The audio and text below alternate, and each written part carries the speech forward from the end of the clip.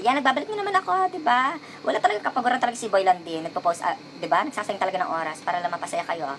Pero wala naman akong kinikita dito. Hindi naman ako sumisikat. Wala naman akong pera. Pero ito nga, sandali. Ano ba yung issue ngayon? Yung about sa Yulin, China? Yung dog festival dyan? Naku, kumakatay talaga sila ng mga aso.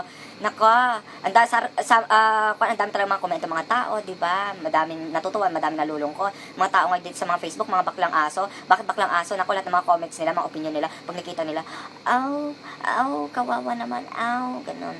Di ba? Huwi, ganon pinyeta, di ba? Pero nako, nakakaawa naman yung mga aso, di ba?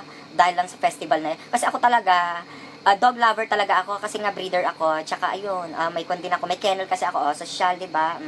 Nagkukan ako, nagpapa-stud service din ako. Kung gusto niyo magpa-stud service, tawagan niyo lang ako. Kung gusto niyo ako mag-stud sa aso niyo, di ba? Di malahian, di ba? Magiging kanyan.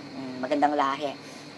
Yun nga, samot-sari yung talaga mga dito, mga komento, pati mga hayop, nako, nagko-comment din. Ito yung mga hayop naman, may mga pabor talaga, like yung mga yung mga kambing, yung baka, tapos yung aso, yung baboy. Sabi nung baboy, ng baka, sabi, muti nga, sabi niya. Tapos sabi nga naman ng kambing, ngayon tumatawa, gumagano, sinabi niya, unfair sa amin, sila din dapat katayin. Sabi, ito si Pasas girl.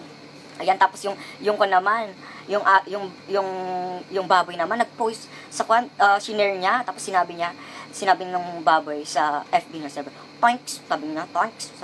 Tapos sabi niya, ang saya-saya, no? Sabi nung, ang saya-saya, no? Hindi sabi, putang ina, baboy yan. Pero may mga tagapagtanggol din tayo, like yung mga ibon, di ba? Sabi ng ibon sinabi ng ibon, tweet, di ba? I-tweet niya daw, para daw suportahan yung mga aso na, parang papatayin. Tapos yung mga manok din, nagko-comment din. Sabi, sinare yung link na yun, sinabi, kakalaka. Sabi, nakakaloka daw, sabi. So, ayun nga, hati talaga ang mga opinion ng mga tao ngayon, tsaka mga hayop. Lalagyan mo na ako, para umiiyak daw ako. Pero seriously kasi, nalulungkot ako sa mga aso talaga. Kasi, hindi naman sa inyo yan di ba? Hindi naman kayo nag-aalaga niyan, tapos inaagaw ninyo, di ba? Di ba? Man's best friend yan, tapos kung aagawin ninyo, pipilitin ninyo yung may-ari, tapos papatayin nyo lang, di ba? Ayan, pang ko ng contact lens to. Ayan, shout out pala dun sa mga nagko-contact lens, di ba? Yung mga nagko-contact lens na parang ang tag dito, dull eyes, nako, mukha kayo mga tilapia, tigil-tigilan nyo ako, so ayun na, tigilan nyo ako.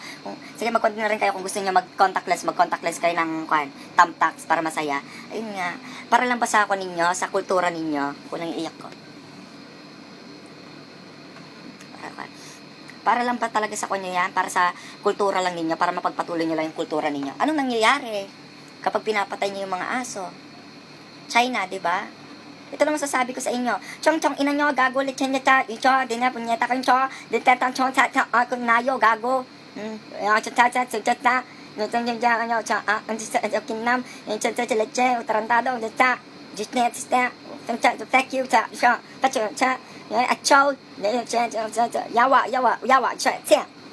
lang masasabi ko sa inyo, di ba? Nag-Chinese na ako talaga sa inyo. So, yun nga, para lang ba mapagpatuloy ninyo yung kultura ninyo, di ba? Ang China kasi makultura talaga yan. Kahit anong mangyari, basta sundin lang talaga nila yung kultura nila, di ba? Festival ng pagpatay ng hayop. China, di ba? Magising kayo. Masaya ba kayo sa ganung festival? Paano kung din ako ng festival, di ba?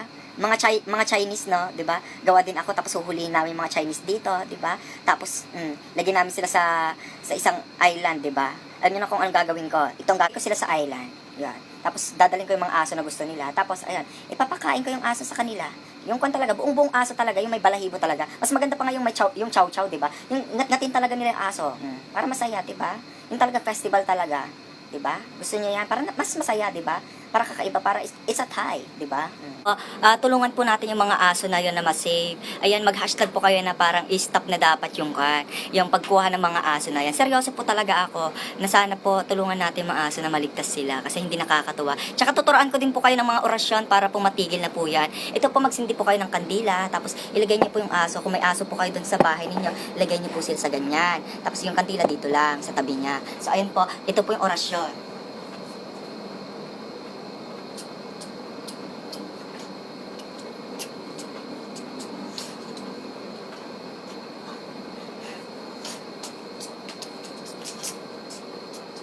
Sabay niyo po ako. Dapat gumaganon yung pasmado yung bunga.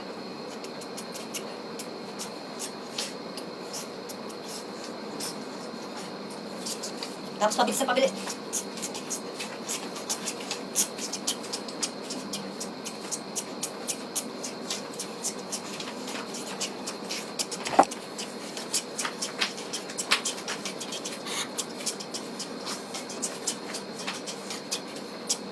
Aliwan!